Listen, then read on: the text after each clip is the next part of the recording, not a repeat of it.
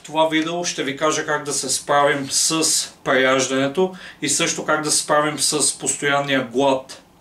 Като цяло, нека да започна с най-важното.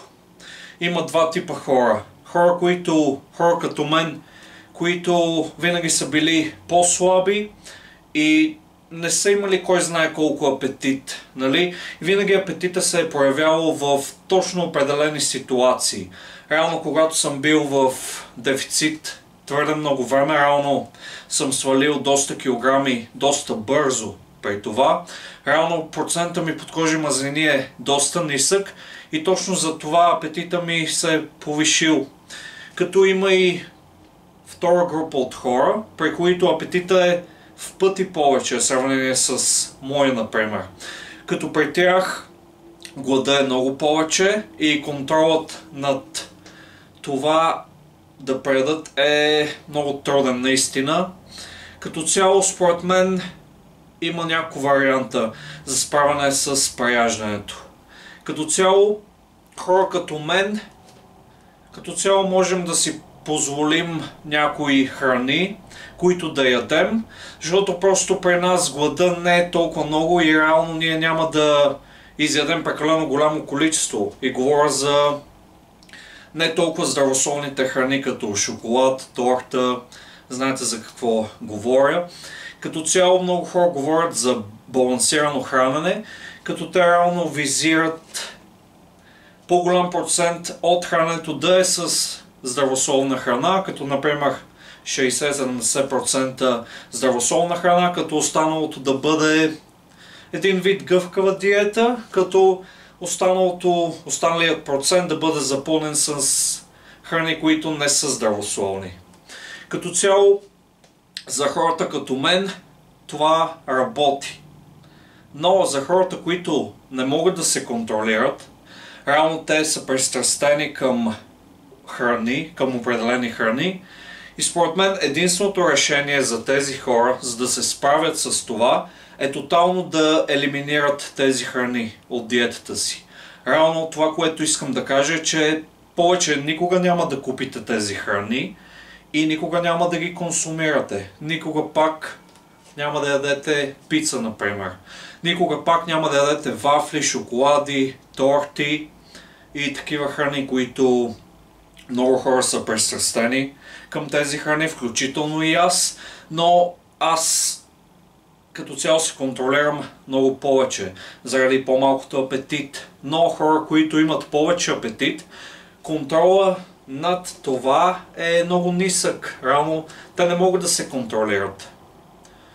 И наистина единственото решение е просто тотално елиминират тези храни. При тях гъвкава диета не работи и единственото решение е елиминират тези храни и ядат изцяло здравословна храна, като 100% здравословна храна, като пилешко филе, пуешко филе, яйца, различни млечни продукти с нисък процент, ниско съдържание на мазнини, защото мазнините от млечните продукти мазнините са им наситени, като те са не толкова здравословни и мазнините, които са ненаситени от други източници, като растителни източници на мазнини, са много по-полезни, като от различни семки и ядки, орехи, например, са в пъти по-полезни.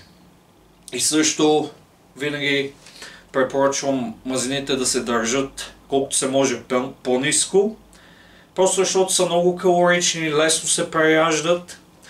И просто за по-голям контрол над калориите, наистина препоръчвам основните вещества да са ви белтъчини и въглехидрати. Като мазнините са на трето място и те се държат по-ниско. Разбира се, консумирайте някакво количество полезни мазнини, но това да бъде контролирано. Също друг проблем е, че много хора искат нещата да се случват твърде бързо. Като цяло, бързайки, вие си създавате много проблеми. Първо, когато бързо целите загуба на тегло, първо това, че сваляте много килограми, не значи, че сваляте мазнини. Реално ако тренирате вече и имате някакво количество мускулна маса, реално това, което ще стане, е, че вие ще изгубите мускулната си маса, за която сте се трудили толкова много време, сигурно години. Реално не си правите услуга, губите мускулната си маса, загубата на мазнини става по-бавно и в пъти по-трудно тогава. Защото колкото повече мускулна маса имаме, толкова по-лесно се горят и мазнините. Защото просто когато имаме много мускулна маса, наистина тялото се нуждае от повече храна, повече калории, повече енергия. А когато мускулната ни маса е в по-малки количества, реално и ние се нуждаем от по-малко храна. А повечето мазнини не водят до този ефект, реално.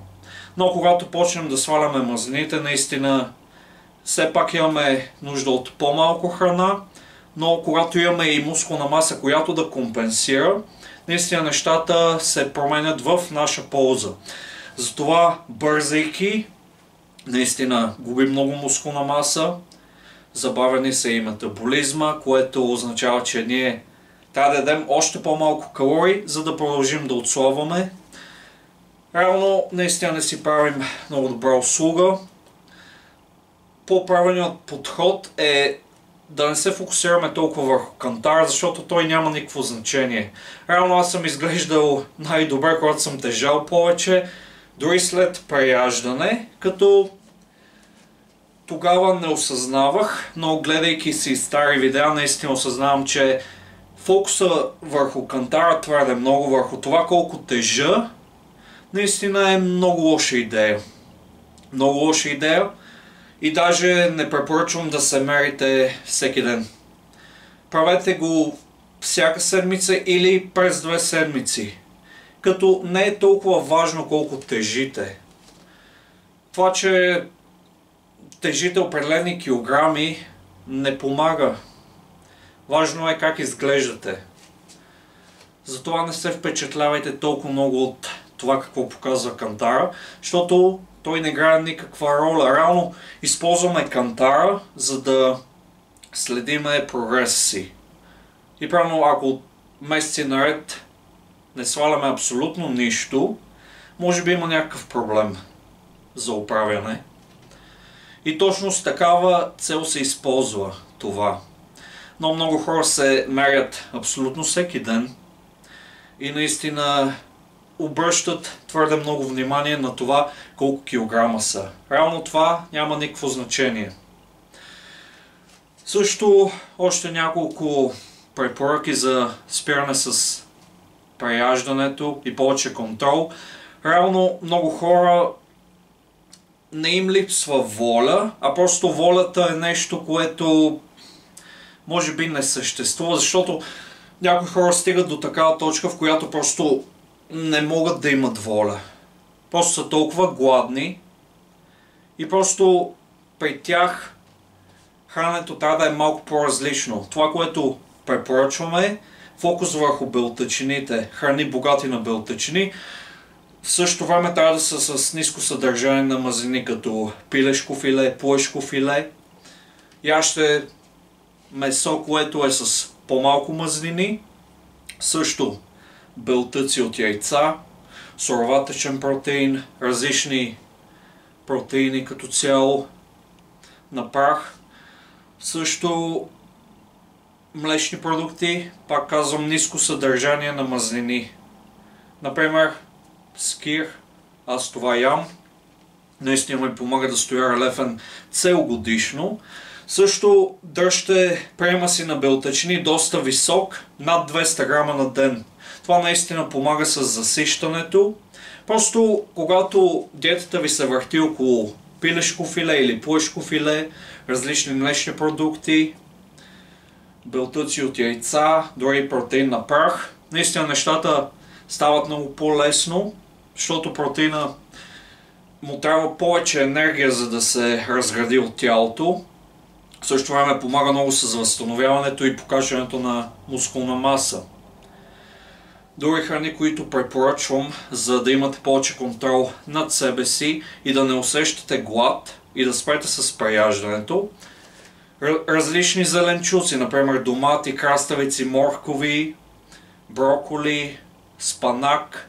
Наистина, всякакви зеленчуци, също всякакви плодове, когато ви се яде нещо сладко, например ябълки, диня, пъпеш, няма абсолютно никакво значение, круши.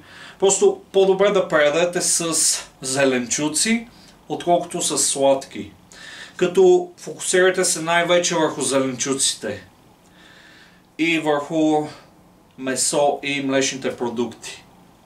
Понеже те наистина не са много калорични, в същото време може да си позволите да изяждате много от тях, защото те са по-обемни, но в същото време и са с по-ниско съдържание на калории. Реално и да преядете, няма как да преядете толкова много, че да качите. Реално вие ще продължавате да отслабвате. Реално. В същото време, ако вкарате и кардио почти всеки ден, наистина много помага за бързо отслабване. Но все пак, още нещо като казах, бързо отслабване, не отслабвайте твърде бързо. Наистина. Защото когато отслабваме твърде бързо, тялото ни си мисли, че няма достъп до храна, реално ще ви направи по-гладни, за да спрете да сваляте килограми. Забавете отслабването. В същото време, когато се лишаваме твърде много от калории, от различна храна, ние не можем да покачим и мускулна маса. А както споменах, тя е много важна за това да изразходваме повече енергия, да изглеждаме по-добре. Затова наистина отслабвайте по-бавно, така ще дадете някакъв ресурс на тялото си да покачва мускулна маса. И колкото по-чисти ставаме, толкова по-бавно трябва да отслабваме. Защото когато и аз отслабвам, дори и аз, когато отслабвам твърде бързо, глада е прекалено много. Реално, това, което съм разбрал за себе си е, че трябва да отслабвам по-бавно, да не се фокусирам твърде много върху килограмите и да не се гледам в огледалото абсолютно всеки ден, а по-скоро снимам се веднъж седмично и сравнявам прогреса си всяка седмица. Реално тогава ще видите, че имате прогрес, имате напредък и ако спазвате моите препоръки, наистина ще се справите с глада. Също бонус препоръка. В началото на деня няколко часа направете едно периодично гладуване, като след като се събудите, не дейте да ядете нищо за няколко часа. 1, 2, 3 часа и запазете повечето си храна за малко преди да заспите. Реално тогава по принцип сме по-гладни и е много добра идея да си запазим калориите за по-късната част от деня.